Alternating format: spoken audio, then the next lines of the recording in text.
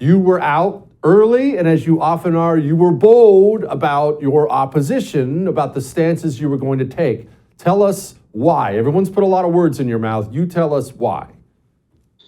Well, first of all, it was really important after the election to recognize that the American people sent a message they do want change. Now, we probably could have performed a little better in November if we had done a variety of things differently, in my opinion.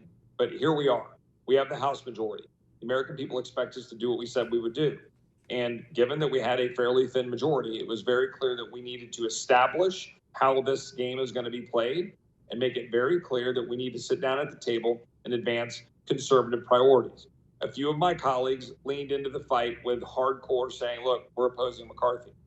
I raised a lot of questions saying, well, I need the leader to make clear what he's going to do to lead us forward.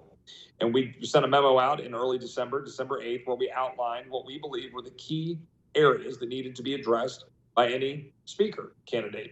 So we spent the last month almost exactly negotiating through those things. It took a while to get where we needed to go. Frankly, probably could have and should have been done before January 3rd. But sometimes it just takes the pressure of getting through the moment in order to get where you need to go. And look, we had a great week where the American people got to see 434 people in a chamber with people raising ideas and thoughts and differences of opinion and standing up for them. And I think that resonated. I think the American people saw that. And I think all the talking heads, there was like a 180-degree switch in the middle of last week by a lot of the talking heads who started the week going, oh, those knuckleheads, they're all in it for personal gain. And, then they started saying, wait a second, they're just trying to push for openness, open rules, be able to cut spending. They want to limit spending. That sounds a lot like why we actually sent them there. So crazy, we're with them. Chip, will you please expand on limiting spending? Now, that's music to my ears. Just take a hacksaw out of that whole thing, but explain what's getting cut, because I'm positive every low-T GOP loser in D.C. is talking about you taking away grandma's Social Security check right now. Well, you're exactly right. It took approximately 0.2 seconds for everybody to be saying, you're going to slaughter defense, you're going to take away our ability to defend our country, you're going to hurt Social Security and Medicare. Everybody calm down. Here's what we did. Number one, we changed the process so that we have to be able to see the rules for the bills that are produced for 72 hours. And we've got a rules committee, which is the one who decides how this stuff gets to the floor, that now has conservatives on it that can enforce those rules. We have single subject. We have germaneness. That all changes the tenor so you can't pile a lot of stuff in there. But here's the important part. We required that we be able to offer amendments on the floor during the appropriations fight to cut spending. In other words, we would have an open rule process for cutting spending. That's been embraced. That's a big deal. We haven't done that for years. And then the final part, we got an agreement, and we talked to the speaker about this, about limiting spending, that we would cap spending at fiscal year 22 levels. Now, that's still an outrageously high level of spending, Jesse. But in order to balance the budget over 10 years, in order to get that accomplished and not undermine our ability to spend what we need for defense, we agreed to do an FY22 cap. That would be one of the biggest reductions in spending in history.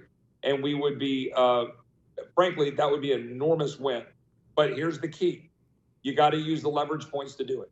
And that's when we get to the spending mechanism in September, or say in July, when we are going through June or July, the debt ceiling fight. Leverage. It seems like someone else was just talking about that. All right. Now, explain this to me, Jim. Explain to me all the opposition towards it. Because when you lay things out, to hear you talk about that, a moderate spending cut, that's nothing scary or drastic. Certainly not what I know you would probably do if you were dictator. We're talking about single issue bills. We're talking about a term limit vote. We're talking about accountability for the FBI, which we'll get to in a second. Now, this is conservatism 101 for what people want today, and yet 90% of the GOP pundit class opposed you for the last week. Why? Well, here's the thing. We laid out in very clear terms on December 8th that we wanted certain structural reforms. We were able to get a lot of those things adopted or agreed to, I should say. But there were the key things that mattered for substantive issues: spending, being able to fight for the border. So you're putting up the Texas border plan. We wanted to make sure we were going to advance the Texas border plan, which all but one members of the Republican delegation from Texas supported and got behind.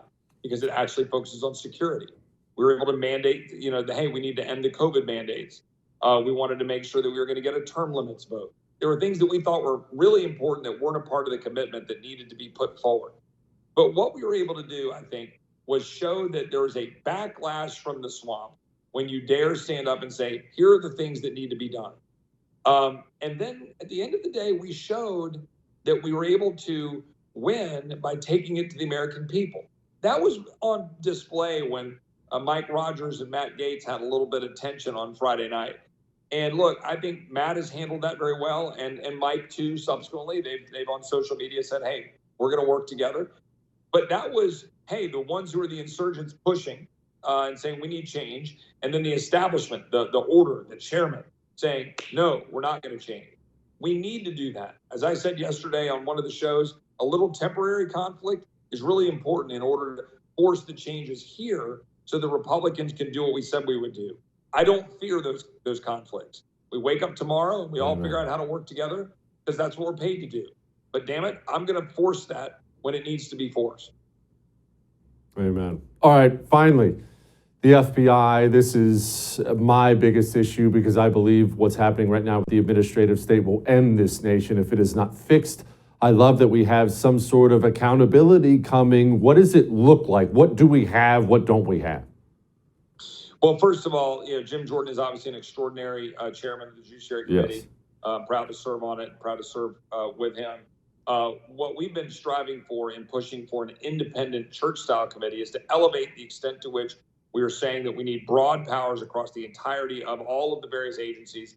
And then we decided ultimately in the end, rather than independently doing that, to marry it with the Judiciary Committee as a powerful select subcommittee where Jim would be able to be in charge of that from the top as the chairman. We're still figuring out how to structure that, and there's a number of ways to do that in terms of personnel. But it's really critically important that we go after the FBI, the Department of Homeland Security, the intel agencies, all of the power brokers for what they've done. And here's the important part.